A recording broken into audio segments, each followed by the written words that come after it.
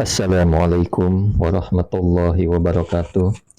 Alhamdulillahi rabbil alamin. Allahumma shalli ala sayyidina Muhammadin. Teman dan sahabat semuanya yang dimuliakan oleh Allah Subhanahu wa taala, kita melanjutkan kajian kita di dalam kitab Fathul Mu'in. Sudah masuk ke dalam pembahasan rukun salat. Kita akan membahas rukun salat yang kedua. Qala al-musannifu rahimallahu taala nafa'anallahu bihi wa bi'ulumihi fi darini amin. Wasaniha, dan adapun nomor duanya rukun salat, takbiratul taharrumin ialah takbiratul ihram.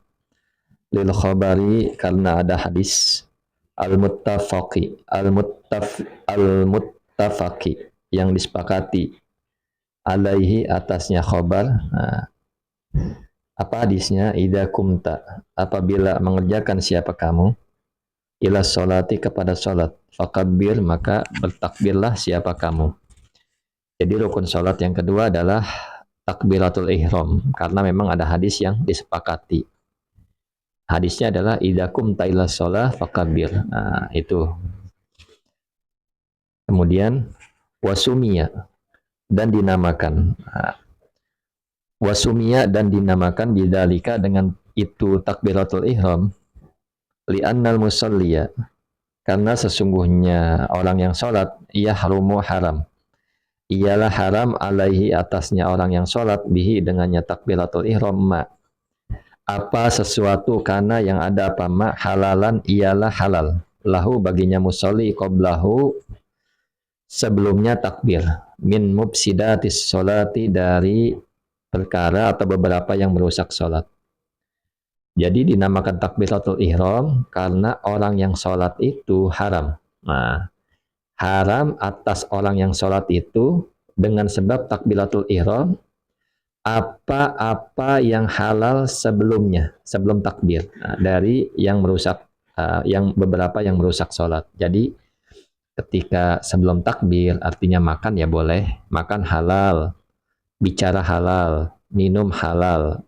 Ketika sudah takbiratul ihram, maka menjadi haram bagi orang yang sholat tersebut. Nah, kemudian waju'ila, dan dijadikan apa, takbiratul ihram, Fatihatas sholati, pada pembuka sholat.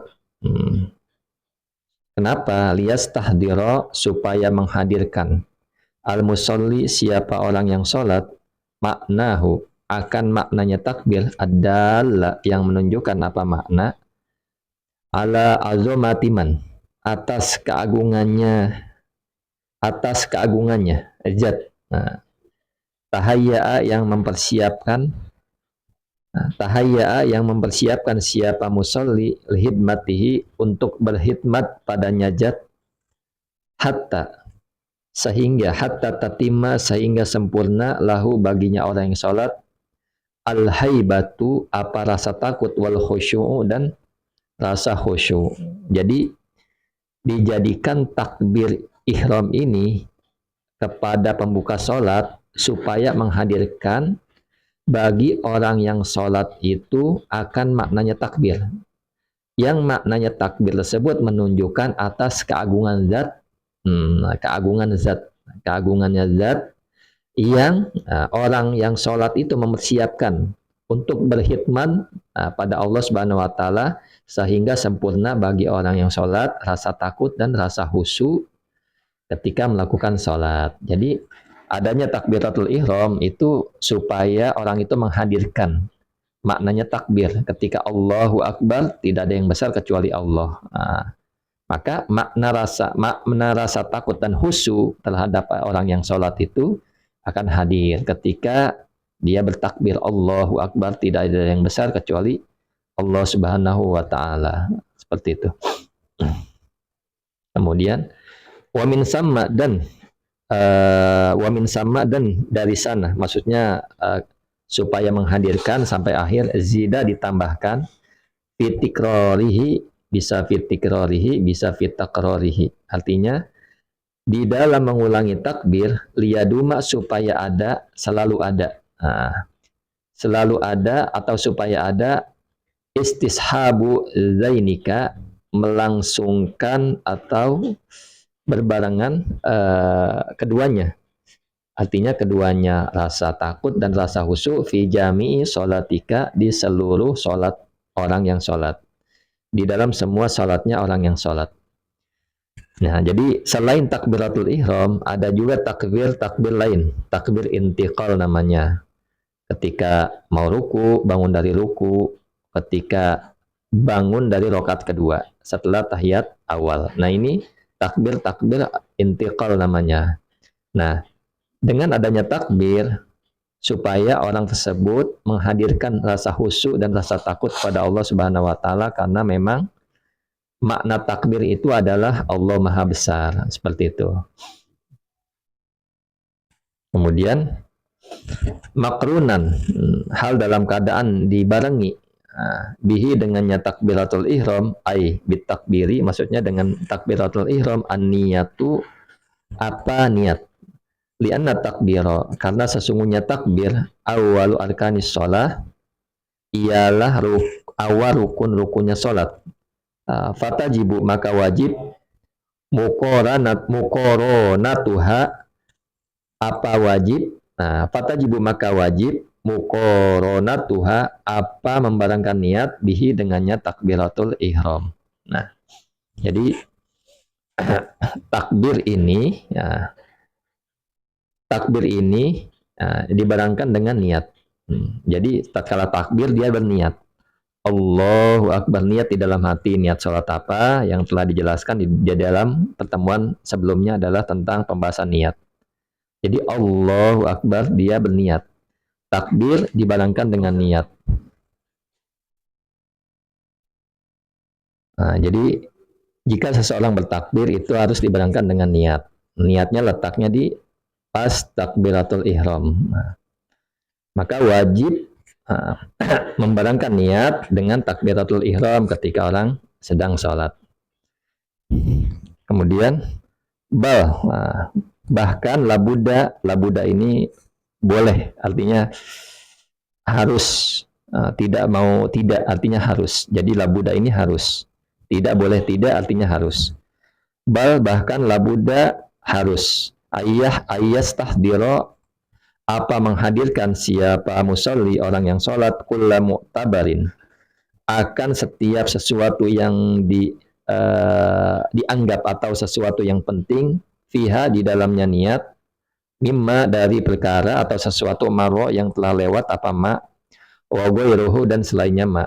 Artinya bahkan wajib orang itu menghadirkan di setiap sesuatu yang penting, maksudnya di dalam niat itu. Saya ulang, bahkan orang itu yang sholat harus menghadirkan niat di dalam takbiratul ihram, yang memang niat itu telah dibahas di pembahasan sebelumnya. Jadi Allahu Akbar, dia pas Allah lapat hamzah dan sampai huruf ro, Allahu Akbar, itu dia niat. Niat akan sholat zuhur, asar, dan sebagainya. Jadi pokoknya niat cuma 3. Qasdul fi'li al-usalli. Kemudian ta'rid. Usalli fardho, ta'rid. Usalli itu qasdul fi'li, ta'ridnya fardho. Ta'innya zuhri. Jadi itu yang harus ada, nggak boleh tidak. Kalau yang usolli fardhu zuhri arba rakatin mustaqbil al-qiblati ada lillahi ta'ala, itu semua sunnah.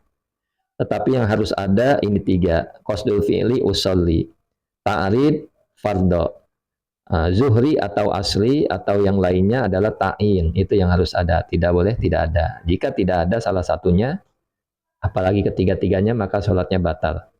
Jadi yang paling minimal adalah usolli fardhu zuhri. Itu yang paling harus ada, nggak boleh tidak ada.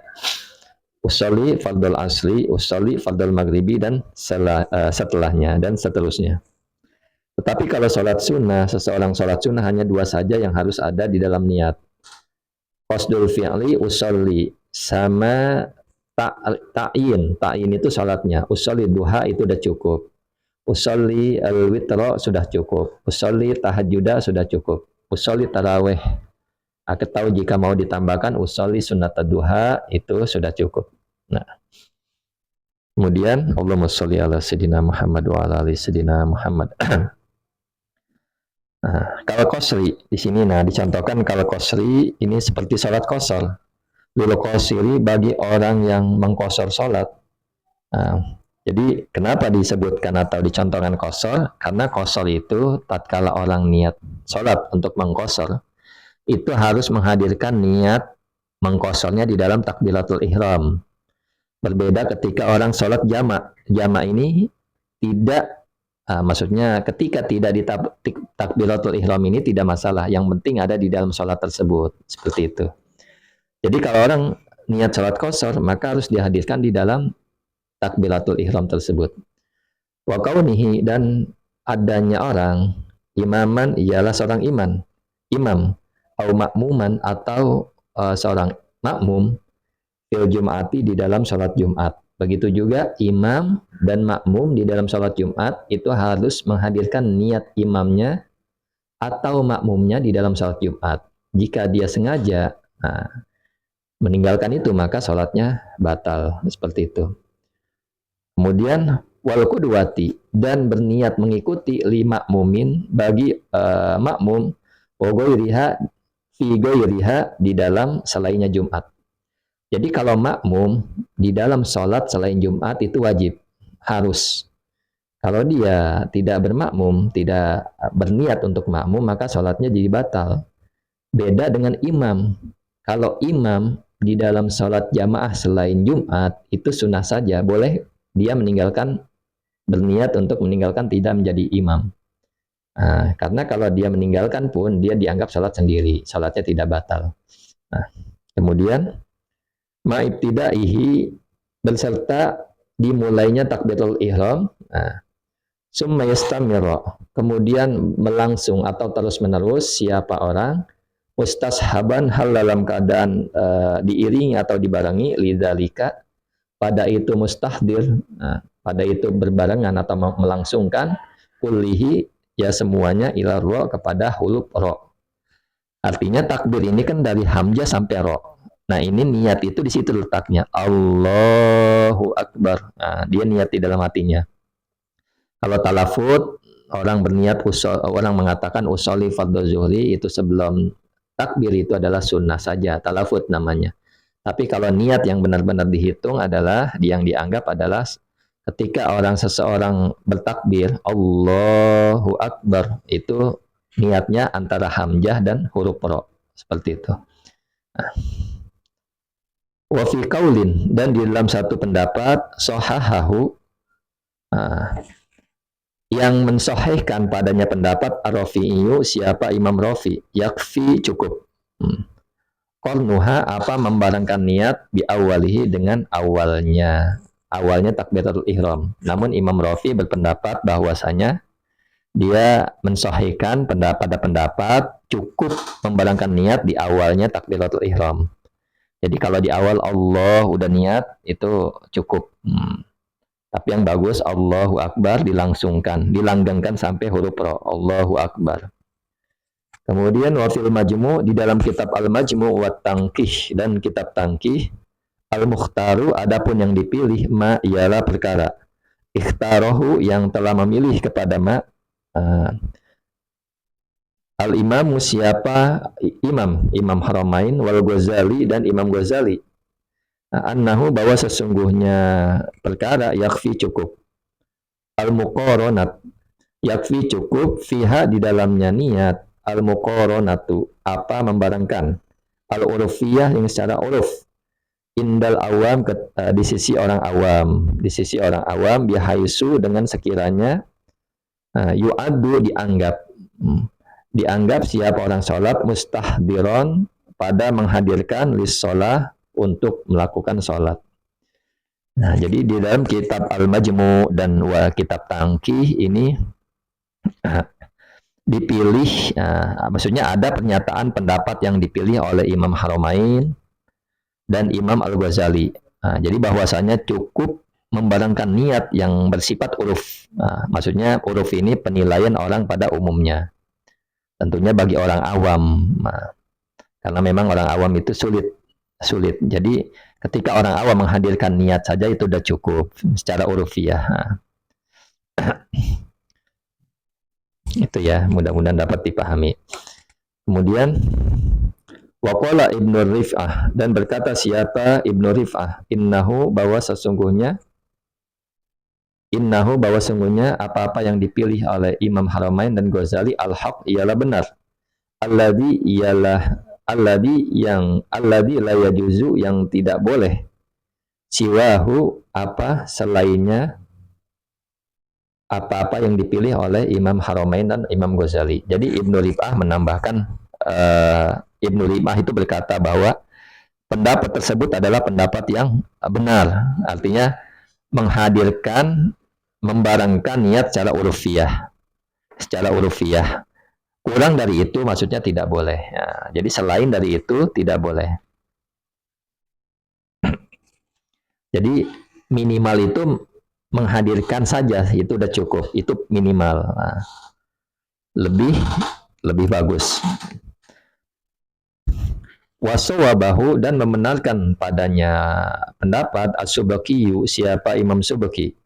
Waqala, dan berkata Imam Subaki, man, adapun orang, maksudnya adapun barang siapa, lam yakul, yang tidak berkata, yang tidak berpendapat, bihi dengannya atau dengannya pendapat, waqa'a, maka jatuh siapa orang fil waswasi, di dalam waswas, al madmumi, yang dicela, yang tercela. Jadi Imam Subaki itu membenarkan pada pendapat Ibnu Rif'ah yang di atas yang dijelaskan tadi. Dan Imam Subaki berkata, orang yang tidak berkata, yang tidak berpendapat pada pendapatnya di atas tadi, maksudnya cukup menghadirkan niat, maka dia berada pada waswas yang tercela. Jadi memang harus dihadirkan niat tatkala takbiratul ihram. Paling minimalnya aja ya cukup menghadirkan saja, tapi yang paling maksimal ya dihadirkan keseluruhan dari qasdul fi'li, ta'rid dan ta'yin, itu harus ada.